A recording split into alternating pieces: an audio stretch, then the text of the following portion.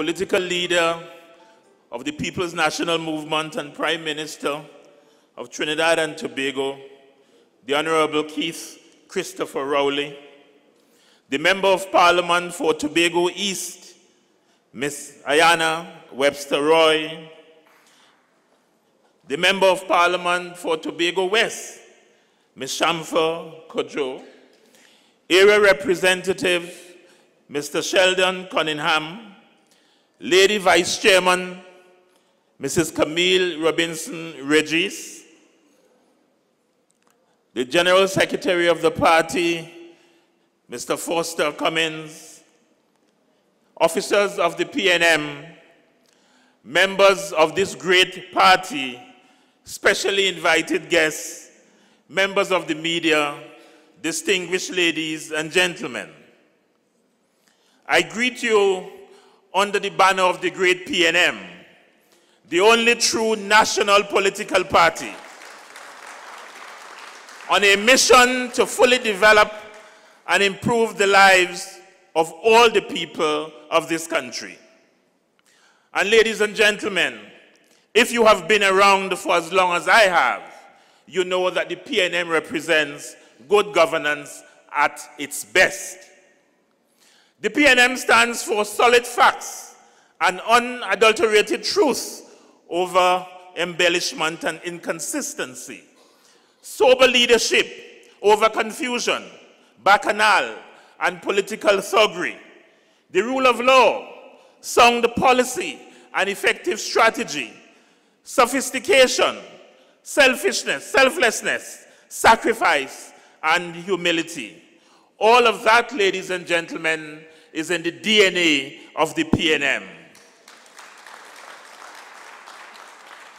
Just Sunday, we celebrated 63 years as a party.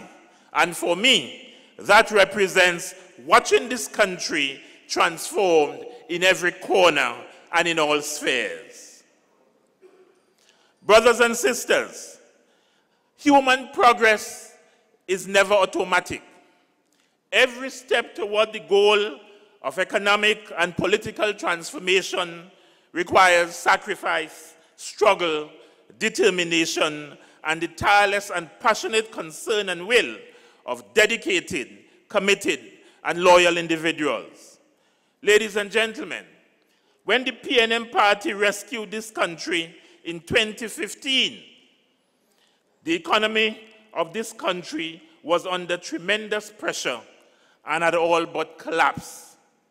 The government, under the leadership of our indefatigable and esteemed Prime Minister, Dr. the Honorable Keith Christopher Rowley, had the unenviable task of arresting the situation and nursing this country back to health. It was against this background that we in Tobago began our task in 2017 to ensure that the gains made by the PNM in Tobago were in the first instance maintained, and thereafter that we moved to engender continuous growth and development. Brothers and sisters, we sought to develop a Tobago that guaranteed a better life, not just for the privileged few, but for each and every Tobagonian who has the right to the patrimony of this land. We came in on a mission, not just simply to sit at the helm, but to lead our island to a new era, to lift our standards higher, and to set our people on a path to progress that they had never seen before. Yes, we came on a mission with courage, faith, and hope in our hearts, to develop Tobago in such a way that those who left when times were rough would be envy of those who band their belly, as we would say, and stayed. We came on a mission to bring you prosperity, productivity, and progress through opportunities. It was not an easy time, given the legitimate expectations of the electorate, the reduced financial resources of the state, and the delicate balancing acts that were needed.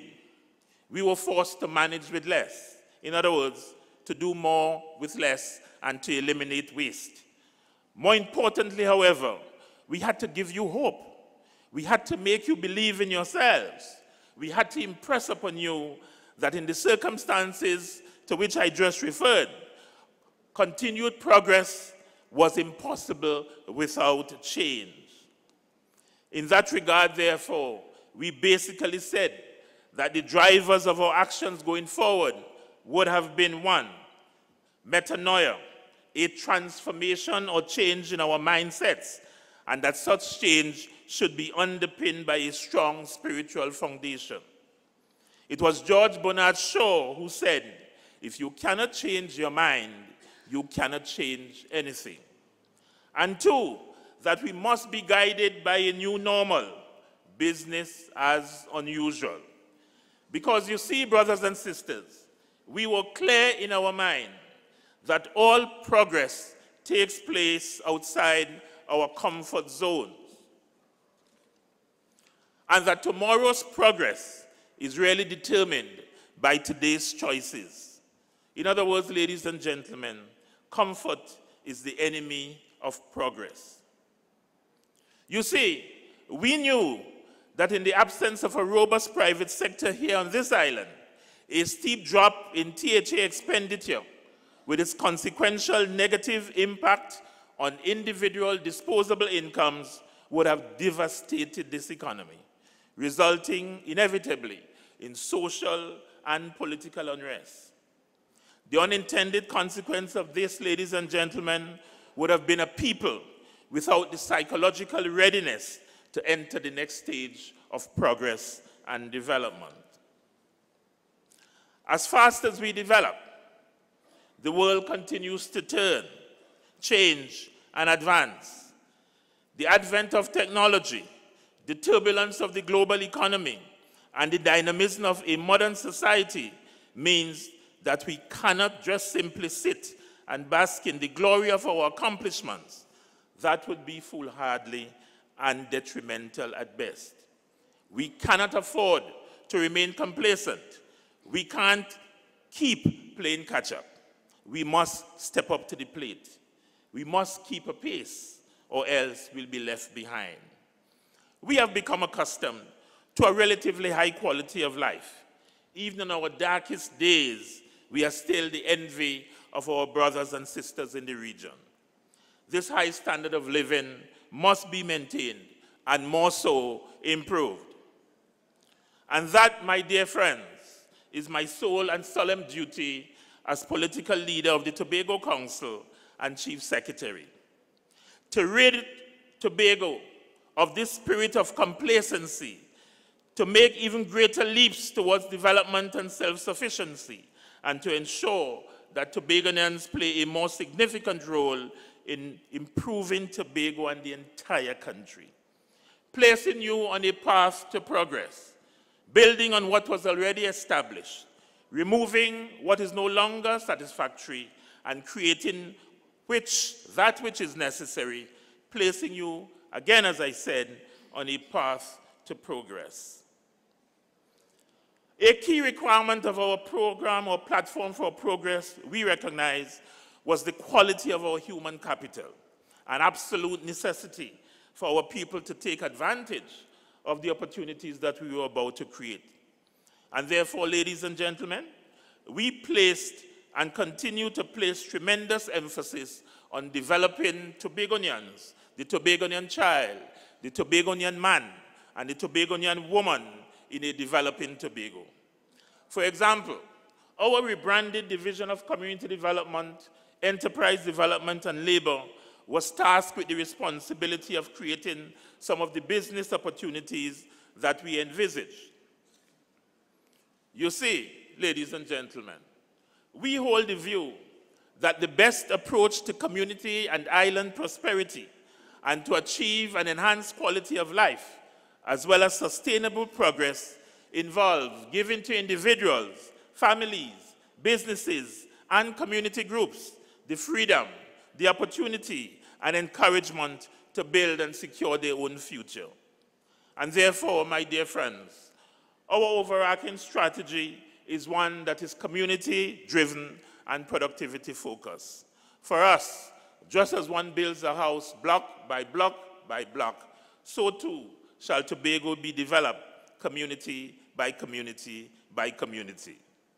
A significant aspect of our empowerment and people readiness strategy is our vocational skills training program. This program has seen tremendous success over the past 2 years. In 2016, ladies and gentlemen, we had 500 plus persons graduating. In 2017, we moved to 772 persons, and in 2018, we moved to 1,059 persons. What this means, ladies and gentlemen, is that there is a growing recognition that we need to shift gears in Tobago and position ourselves for greater self-sufficiency and to be ready to embrace the various business, employment, and other economic opportunities on the horizon and that are being blown our way by the strong and steady winds of the collaborative partnership between your Tobago House of Assembly and the central government under the firm but gentle hands of Captain Keith Christopher Rowley. We are in effect saying to our people here in Tobago, as we continue on our path to progress, don't cheat Tobago of your contribution. Give it what you have got. Ladies and gentlemen, I say to you at Mason Hall tonight that congratulations are in order to one, a Mr. Keston Pope of Savor the Isle, whose products are now available at Extra Food supermarkets in Trinidad. Mrs. Sonia Charles Sampson of Rossans, whose bed sheets and linens are now offered for sale in the home decor section of 5 Massey stores. June Rogers of Pinkberry Cosmetic, who was once afforded the opportunity to market a business venture to potential investors on Planting Seeds TV series, a platform for entrepreneurs in the Caribbean that educate and inspire individuals to innovate and exercise their full potential. After 2 years in office, we may not quite be where we would like to be, but we are certainly not where we used to be. That's the simple and practical definition of progress. And may I say, ladies and gentlemen, that in the month of May 2019, a Tobago Roadshow will be held in Trinidad to forge business network opportunities with manufacturers, retailers, and potential investors, providing opportunities for growth and expansion, my dear friends, staying on the highway of the path to progress, ladies and gentlemen. Our CPEP and URP initiatives have been transformed. In fact, ladies and gentlemen, CPEP has been transferred from the Division of Health and Social Services, where it was before 2017, and is now strategically located within the Division of Community Development, Enterprise Development, and Labor. URP, we rebranded Useful, Relevant, and Productive, facilitating the first instance that mental and psychological shift from dependency to empowerment. Again, preparing our people to be the dominant creative forces in their lives.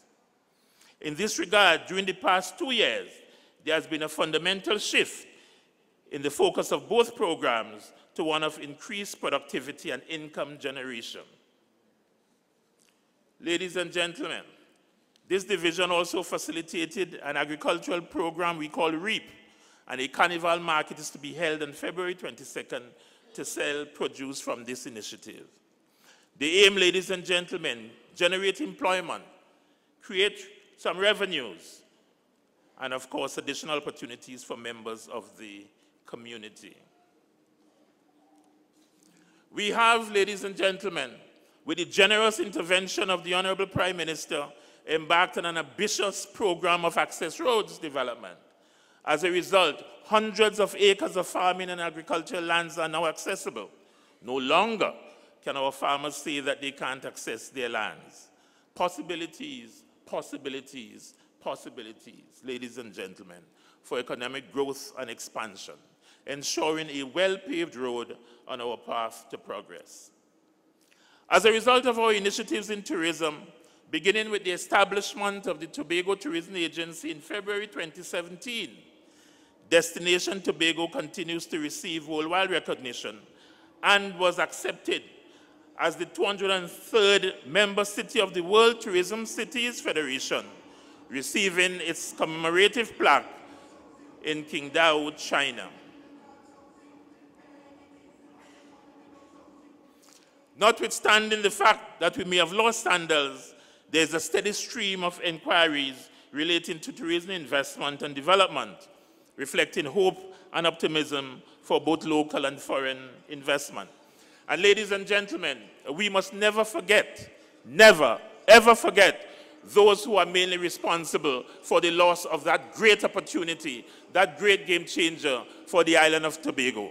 In fact, you may recall that at a press briefing, I singled out the minority leader, Mr. Watson Duke, for the role that he played in demonizing this project. And you know what? He had the unmitigated gall to do a video and take in responsibility. I want the people of Tobago and the people of Trinidad and Tobago to remember that. He also said that when, and I don't know that we will put God of our thoughts to do that, when they get into power, he will then invite sandals again to return. What hypocrisy, what dotishness, if ever you could describe it like that, ladies and gentlemen. And I tell you, those who, ladies and gentlemen, forget their past are condemned to repeat it. We, over the last 18 years in Tobago, have transformed this place. Ladies and gentlemen, never ever make the mistake and say you're going to try somebody else. He has to pay for that. And I say to you tonight that one of the calls we'll be making come 2020 is to ensure, well, 2021, all things being equal, is to ensure that we in Tobago return once again to a 12-0 scenario. If ever a lesson is needed to be learnt by that gentleman and his crew, it will be then. Given the distinct possibility of hotel construction and operations in the not too distant future, we have embarked in Tobago on a construction certificate program in collaboration with the National Examination Council to have our persons trained to level 1 and level 2 certification. Critical, ladies and gentlemen. Additionally, THTI is up in the ante re-hospitality training. Again, this is to ensure that our people are ready for the opportunities that will come in construction, as well as the many service positions hotel operations provide.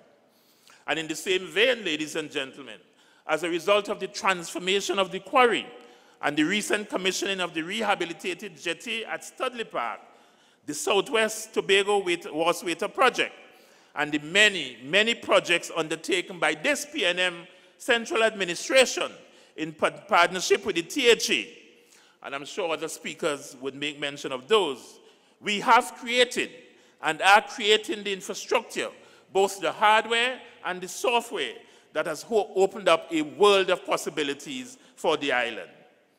Ladies and gentlemen, the only limit to our realization of tomorrow's progress will be our doubts of today, so says Franklin D. Roosevelt. Doubt increases with inaction. It is clear that we are on the move, revealing a clarity of purpose and endeavor as we build momentum. I was called to lead at a time when chaos, confusion, and insensitivity have tainted the fabric of our political tapestry. I was called to lead at a time when patience is at an all-time low, and so is the Treasury.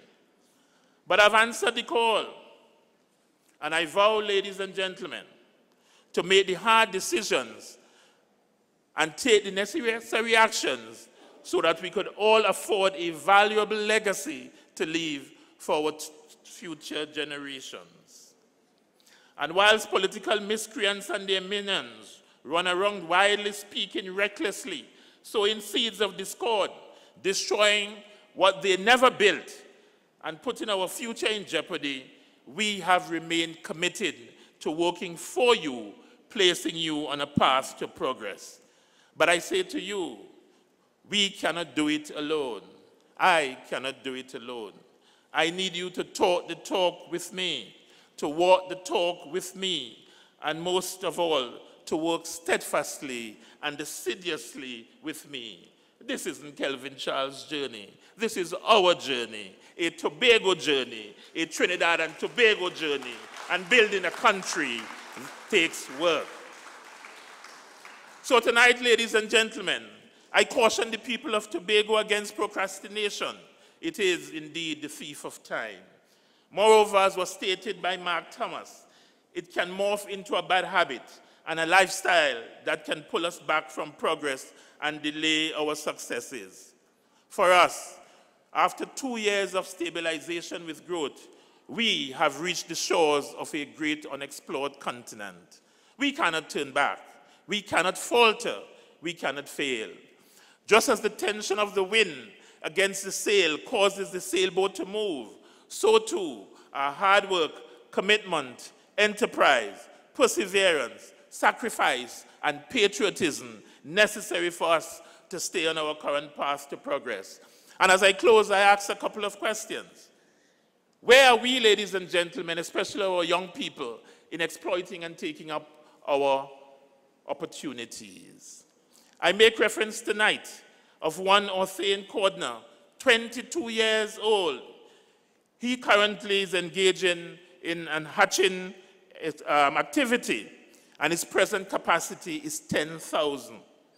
He has 6,000 eggs on hatch currently, 22 years old, and he's currently awaiting a disbursement of a loan for $27,000 from ADB, aiming to produce over time 30,000 chickens per month.